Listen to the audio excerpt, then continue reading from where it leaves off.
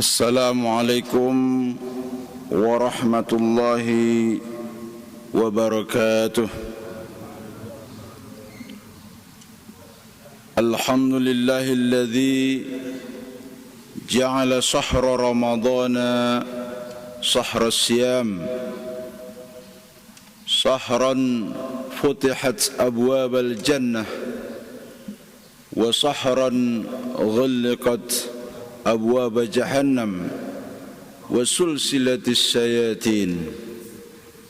Allahumma salli wa sallim wa barik ala nabiyyina wa karimina wa syafi'ina Muhammad sallallahu alaihi wasallam wa ala alihi wa sahbihi ajmain, amma ba'd. Jamaah subuh, Bapak ibu-ibu yang dimuliakan Allah Subhanahu wa taala, tabayyun di dalam Islam adalah sesuatu yang sangat penting. Karena kalau tidak tabayyun, banyak kerugian, kepasadan, kerusakan yang terjadi di antara kita. Jika berbicara tabayyun, pastilah ayatnya, ya ayyuhalladzina amanu in ja'akum fasikum binaba'in fatabayyanu. Wahai orang-orang yang beriman, jika seorang fasik datang kepadamu dengan sebuah berita, maka lakukanlah tabayyun. Apa itu tabayyun? Tabayyun di dalam bahasa Arab bermakna tasabbut. Tasabbut itu dalam bahasa Indonesia memastikan, dalam bahasa Sundanya memuguhkan, puguhkan. Jadi pastikan berita itu benar. Pastikan apa yang kita terima itu sumbernya ada. Pastikan apa yang ingin kita sampaikan ulang itu berdasar. Suatu hari Rasulullah sallallahu alaihi wasallam mengutus seseorang untuk menagih zakat ke suatu kaum. Lalu pergilah dia ke kaum itu. Ternyata di kaum itu dia menemukan orang-orang yang dulu di zaman jahiliyah dia punya masalah. Lalu setelah dia memungut zakat, dia kembali kepada Rasulullah dan mengabarkan, ya Rasulullah, mereka tidak patuh, bahkan menolak, dan bahkan mereka mungkin sudah mau meninggalkan Islam. Tentu jika dengar berita ini, Rasulullah menjadi curiga dan marah. Sementara tadi faktanya adalah mereka patuh. Lalu Rasulullah sallallahu alaihi wasallam mengutus orang yang lain untuk memastikan kabar itu benar atau tidak. Ketika dipertanyakan, lalu kaum itu menjawab, tidak, kami membayar, kami patuh, dan kami adalah pengikut yang setia. Maka jamaah yang dimuliakan Allah Subhanahu wa taala, memastikan sebuah berita itu benar menjadi sebuah keniscayaan, karena dampaknya yang sangat luar biasa.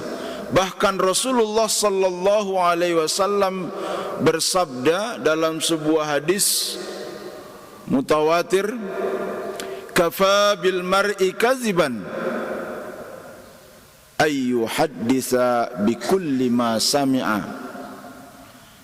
Dicap pembohong orang yang membagikan atau menceritakan ulang semua yang dia dengar. Yang paling banyak hari ini nge-share ulang semua yang kita terima, baik di WhatsApp, Instagram, di YouTube, di Facebook dan seterusnya. Ini tidak boleh dilakukan karena kata ulama, ketika kita membagikan ulang, men-share ulang berita-berita yang kita terima, pasti tercampur di dalamnya kebenaran dan kebohongan. Kalau dia sebuah kebenaran yang utuh, maka alhamdulillah. Tetapi jika tercampur di dalamnya kebohongan, kita telah membagikan kebohongan. Itulah kenapa Rasulullah SAW mencap orang yang membagikan semua yang dia terima sebagai pembohong. Jamaah yang dimuliakan Allah Subhanahu wa ta'ala, maka lakukan tasabbut, lakukan check and recheck terhadap berita. Maka di dalam Al-Quran Allah Subhanahu wa ta'ala, jika ada orang yang dituduh berzina, maka datangkan 4 saksi.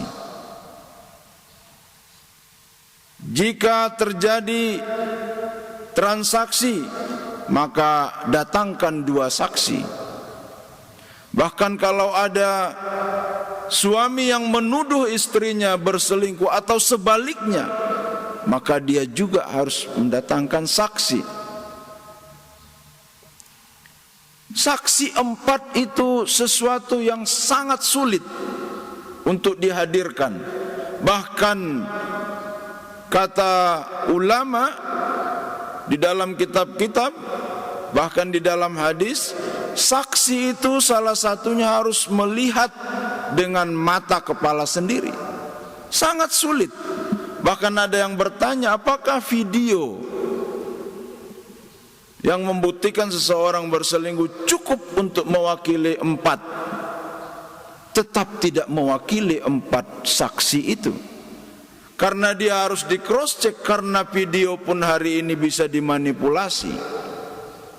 Saya ingin sampaikan bahwa Allah ingin menyampaikan melalui Rasulnya Nabi Muhammad sallallahu alaihi wasallam bahwa keselamatan, kehormatan, kemuliaan, kesejahteraan dan kedamaian itu lebih penting daripada mengurusi kejahatan orang lain. Berhusnuzon, berbaik sangka, kemudian menerima, berpikiran baik, itu lebih penting daripada suudzon, daripada mencurigai, daripada julid dan sebagainya. Maka kenapa seorang perempuan yang dituduh berzina atau seorang laki-laki yang dituduh selingkuh atau berzina harus didatangkan 4 saksi? Karena kehormatan keduanya lebih Allah pentingkan.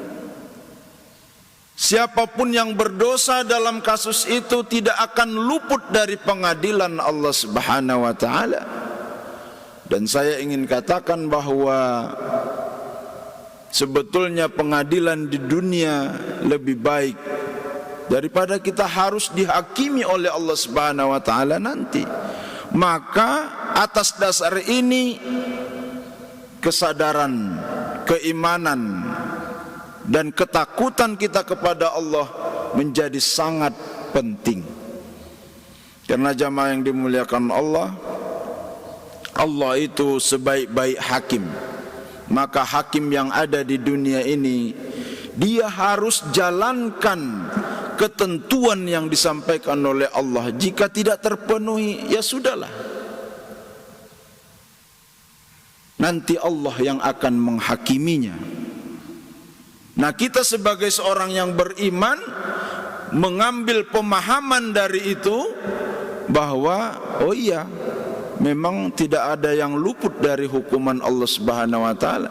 Jika saya pernah melakukan kesalahan, saya ingin bayar di dunia ini, baik dengan diadili di pengadilan atau dengan bertaubat, itu lebih baik daripada menunggu di akhirat. Sisakan, peruntukkan akhirat itu untuk bertemu Allah Subhanahu wa taala, bukan untuk menemui hukuman Allah Subhanahu wa taala. Maka jamaah yang dimuliakan Allah Subhanahu wa taala, artinya adalah tabayun itu memastikan, puguhkan, pastikan apa yang kita terima benar. Jika tidak sampai kepada kebenaran, maka at-tawakkuf, ya sudah, biarin saja, tidak usah di-share, tidak usah dilanjutkan. Bayangkan jika Rasulullah sallallahu alaihi wasallam termakan oleh berita yang disampaikan oleh utusan tadi, betapa mungkin orang sekampung bisa keluar dari Islam karena Rasulnya mendengarkan berita yang fasik. Nah, ini harus kita hindari dan kita jangan menjadi salah satu pelakunya. Tentu Rasulullah SAW dan Allah Subhanahu wa taala telah menyatakan orang yang menyampaikan sebuah berita yang bercampur di dalamnya kebenaran dan kebohongan itu dituduh menjadi fasik. Fasik artinya melakukan dosa kecil dan besar. Maka hindarilah itu dan jangan mau menjadi bagian dari penyebar berita hoax. Maka saya sering mengatakan yang paling tepat dawuh dan sabda Rasulullah SAW untuk mengontrol kita, karena sekarang ini dunia dalam genggaman kita. Jamaah yang dimuliakan Allah, kafa bil mar'i kaziban ayyu hadditha bikulli ma sami'a. Itu kata Rasulullah. Dikategorikan pembohong mereka yang men-share, membagikan semua yang ia dengar, menceritakan kembali semua yang ia dengar. Jika datang di grup Bapak, di status, di Facebook dan seterusnya, berita yang tidak bisa kita verifikasi kebenarannya, ya sudah, tinggalkan saja untuk tidak termasuk dalam penyebar kebohongan.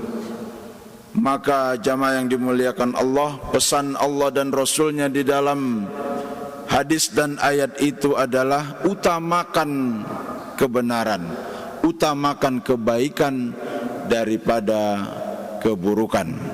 Itu saja barangkali yang bisa saya sampaikan, mudah-mudahan ada manfaatnya. Wabillahi taufiq wal hidayah, ridha wal inayah. Wassalamu alaikum warahmatullahi wabarakatuh.